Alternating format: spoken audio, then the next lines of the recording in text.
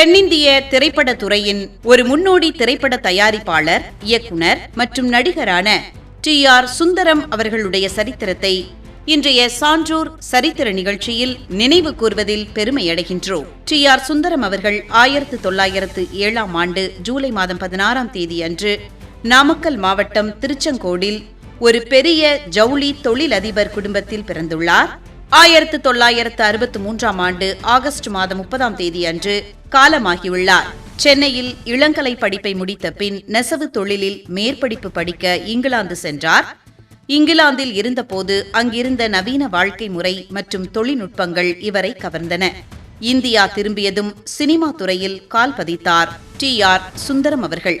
சேலத்தை மையமாக கொண்டு அக்காலத்தில் அதிநவீன வசதிகளுடன் கூடிய மாடர்ன் தியேட்டர்ஸ் என்ற பிரம்மாண்டமான திரைப்பட தயாரிப்பு நிறுவனத்தை நிறுவியவர் இவரே ஆவார். 1935இல் சேலத்தில் தனது சொந்த நிறுவனமான தி மாடர்ன் தியேட்டர்ஸ் லிமிடெட் என்ற ஸ்டுடியோவை தொடங்கினார். தமிழ், மலையாளம், தெலுங்கு, கன்னடம், இந்தி, சிங்களம் மற்றும் ஆங்கிலம் என பல மொழிகளில் 100க்கும் மேற்பட்ட திரைப்படங்களை தயாரித்து சாதனை படைத்தார் டி.ஆர். சுந்தரம் அவர்கள்.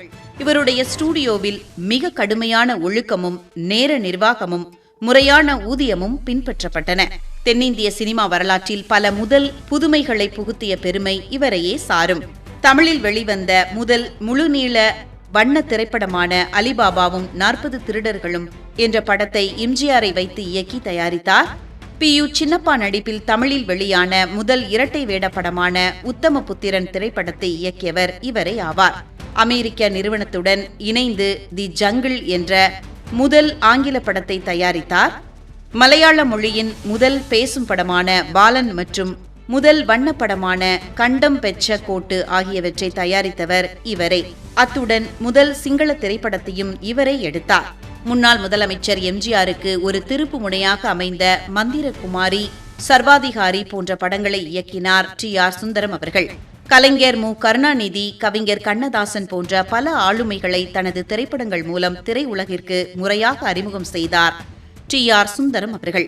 அக்கால திரையுலகில் ஒரு மாபெரும் சகாப்தமாக விளங்கிய டி.ஆர். சுந்தரம் 1963ஆம் ஆண்டு ஆகஸ்ட் மாதம் 30ஆம் தேதி அன்று தனது 56வது வயதில் காலமானார். ஏராளமான ஆளுமைகளை திரையுலகத்திற்கு அறிமுகப்படுத்திய டி.ஆர். சுந்தரம் அவர்களுடைய சரித்திரத்தை இன்றைய சான்றோர் சரித்திர நிகழ்ச்சியில் அறிந்து கொண்டதில் மிக்க மகிழ்ச்சி அடைகின்றோம்.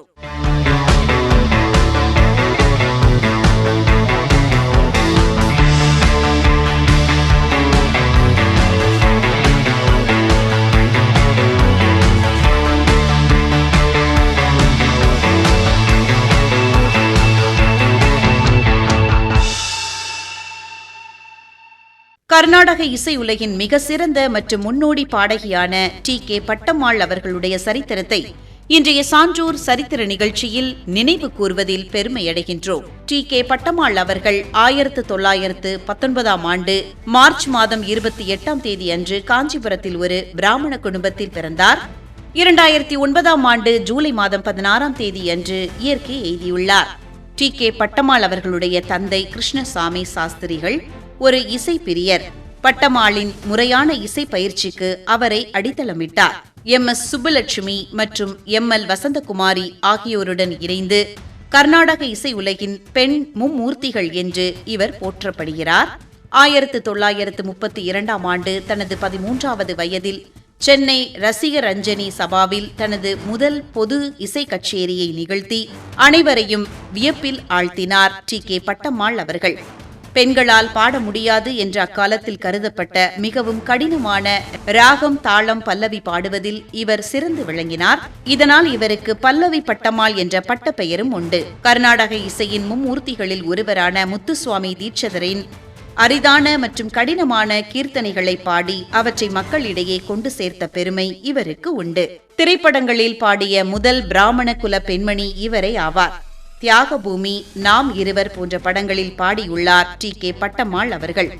மகாகவி பாரதியாரின் தேசபக்தி பாடல்களை தனது வெண்கல குரலால் பாடி சுதந்திர போராட்ட காலத்தில் மக்களிடையே பெரும் எழுச்சியை ஏற்படுத்தினார் டி.கே. பட்டம்மாள் அவர்கள். ஆடுவோமே பள்ளு பாடுவோமே, ஆனந்த சுதந்திரம் அடைந்து விட்டோமே. ஆடுவோமே பள்ளு பாடுவோமே, பாருக்குள்ளே நல்ல நாடு மற்றும் ஆடும் சிதம்பரமோ ஆகியவை இவரது புகழ்பெற்ற சில பாடல்களாகும். இந்திய அரசு மற்றும் பல்வேறு புகழ்பெற்ற இசை அமைப்புகள் இவருக்கு பல உயரிய விருதுகளை வழங்கி கௌரவித்துள்ளன. 1970ஆம் ஆண்டு சென்னை மியூசிக் அகாடமி வழங்கிய மிக உயரிய சங்கீத கலாநிதி விருதை பெற்றார். இந்திய அரசு இவருக்கு 1971இல் பத்மபூஷன் விருதையும் 1998இல் இந்தியாவின் 2வது உயரிய குடிமை விருதான பத்ம விபூஷன் விருதையும் வழங்கியது. சுமார் 70 ஆண்டுகளுக்கும் மேலாக தனது தெய்வீக குரலால் கர்நாடக இசை உலகை ஆண்ட டி.கே. பட்டம்மாள் அவர்கள் 2009ஆம் ஆண்டு ஜூலை மாதம் 16ஆம் தேதி அன்று தனது 90வது வயதில் சென்னையில் காலமானார். கர்நாடக இசை உலகின் மிக சிறந்த மற்றும் முன்னோடி பாடகியான டி.கே. பட்டம்மாள் அவர்களுடைய சரித்திரத்தை இன்றைய சான்றோர் சரித்திர நிகழ்ச்சியில் அறிந்து கொண்டதில் மிக்க மகிழ்ச்சி அடைகின்றோம்.